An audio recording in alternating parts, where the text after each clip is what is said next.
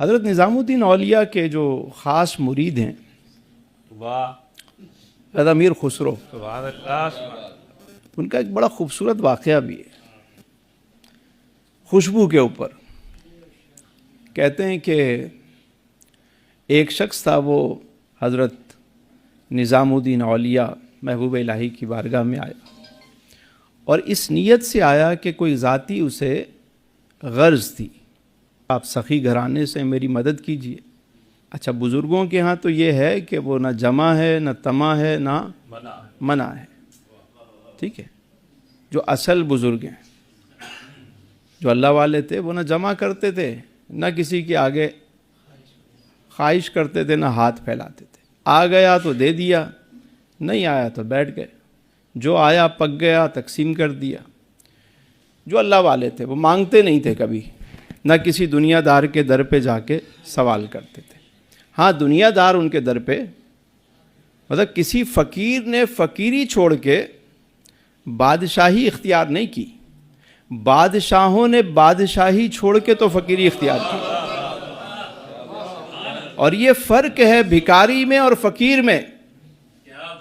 بھکاری وہ ہے جو در در پہ جاتا ہے اور فقیر کے در پہ دنیا آتی ہے، یہ فرق ہے۔ ہم ہر ایک کو فقیر بنا دیتے ہیں۔ وہ شخص آیا، اس نے کہا حضور آپ کے بارے میں سنا، آپ نے کہا تم ہمارے مہمان ہو، رات گزارو، صبح اللہ کرم کرے گا، کچھ آ گیا تو تمہیں پیش کر دیا جائے گا، تمہاری طلب سچی ہوئی تو تمہیں مل جائے گا۔ وہ رات کو رکا، صبح ہوئی، لوگ ملنے آئے، لیکن کوئی ایسی چیز نہیں آئی، اناج آیا، چیزیں آئیں، اسے تو مال و زر چاہیے تھا۔ شام ہو گئی، آپ نے کہا ایک اور رات گزارو۔ پھر صبح کو دوسرا دن، تیسرا دن بھی گزر گیا، کوئی ایسی چیز نہیں آئی کہ اسے پیش کر سکیں۔ تو اس نے خود ہی اجازت لے لی کہ حضرت مجھے اجازت دیں، میں آیا تھا جس کام کے لیے وہ ہوا نہیں۔ تو آپ نے اجازت دی اور فرمایا کہ ایک کام کرو، یہ فقیر کے جوتے ہیں، یعنی میں نے بہت کم یوز کیے ہیں، میرے پاس یہی ایک قیمتی چیز رکھی ہوئی، یہ لے جاؤ۔ تو اب دل میں سوچا کہ یار لینے آیا کچھ اور یہ دے رہے ہیں جوتے ہیں، چلو اب کیا کہیں، بس جیسے تیسے اس نے لیا اور کہا بھائی ٹھیک ہے، باہر نکل گیا۔ مجھے ایک بات بتائیں، ہم مزاروں پہ بھی جاتے ہیں تو دنیا مانگنے جاتے ہیں،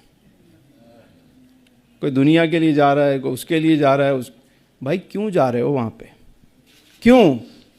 میں کسی صاحب علم کے پاس جاؤں گا تو کس لیے جاؤں گا؟ علم کے لیے جاؤں گا نا۔ ڈاکٹر کے پاس جاؤں گا کس لیے؟ علاج کے لیے، اسی لیے جاؤں گا نا کہ وہ جس کام کا ایکسپرٹ ہے، وہ ماہر ہے، میں اس سے وہی چیز آ کے لوں گا۔ جو اولیاء خود دنیا چھوڑ کر اللہ اللہ کرتے رہے، ہم وہاں دنیا کے لیے جا رہے ہیں۔ بھائی اللہ والوں کے پاس جانا ہے تو یہ نیت لے کے جایا کرو کہ جو رحمتیں برکتیں وہاں برس رہی ہیں اس کا کوئی چھیٹا ہمیں بھی مل جائے۔ اولیاء کے دربار پر صرف روحانی فیض کے لیے جاتے ہیں، اور یہی دعا کیا کریں، اللہ جو رحمت برس رہی ہے ان پر، تیرے پیاروں پر، اس کا کوئی چھینٹا ادھر بھی آ جائے۔ تو وہ حضرت نظام الدین اولیاء کے پاس آیا کس لیے؟ دنیا کے لیے۔ اب دیکھیے، کوئی دنیا حاصل کرنے وہاں آ رہا ہے، کوئی دنیا وہاں لٹا رہا ہے، یہ بھی اپنا اپنا ایک مقام ہے۔ جوتے لے کر جا رہا ہے وہ شخص، منہ بھی بنا رہا ہے، دل میں سوچ رہا ہے کہ ہم اتنا بڑا نام سنا تھا، اتنے دن خامخواہ ضائع ہوئے، ملے بھی تو یہ پرانے جوتے، کیا کروں، پھینک دوں، کیا کروں۔ خیر، راستے میں ایک سرائے آیا، وہاں جا کے اس نے رات گزاری۔ ادھر دوسری جانب جناب حضرت امیر خسرو سلطان علاء الدین خلجی کے ساتھ ایک جنگ میں گئے ہوئے تھے۔ واپسی پر وہ جنگ میں فتح یاب ہوئے تو واپسی پر بہت زیادہ انعام و اکرام ملا، کیونکہ آپ بہت اچھے شاعر تھے، وہ سلطان آپ کو اپنے ساتھ لے کے جاتا تھا۔ جب واپس آ رہے ہیں تو آپ کے پاس بہت سارا مال و زر ہے، گھوڑوں پر، اونٹوں پر لدا ہوا ہے۔